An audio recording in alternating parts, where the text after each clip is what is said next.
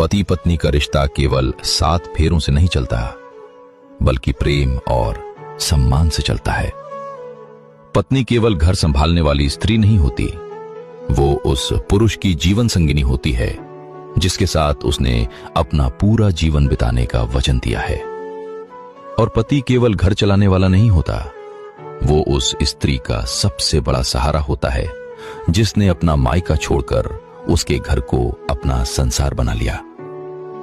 याद रखो पुत्र, जिस दिन पति अपनी पत्नी की आंखों में छिपी थकान पढ़ना सीख जाएगा और जिस दिन पत्नी अपने पति की मुस्कान के पीछे छिपा दर्द समझ जाएगी, उसी दिन उनका घर स्वर्ग बन जाएगा।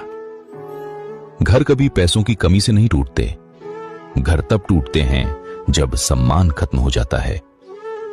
कटु शब्द ऐसे घाव दे जाते हैं जो वर्षों तक नहीं भरते। इसलिए जब क्रोध आए तो कुछ पल मौन रहना, लेकिन ऐसा कोई शब्द मत कहना जिसका पछतावा जीवन भर रहे। याद रखो, पति की सबसे बड़ी ताकत उसकी पत्नी का विश्वास है और पत्नी का सबसे बड़ा आभूषण उसके पति का सम्मान है। जहां दोनों एक दूसरे को हराने की नहीं, समझने की कोशिश करते हैं, वहीं से सुखी जीवन की शुरुआत होती है।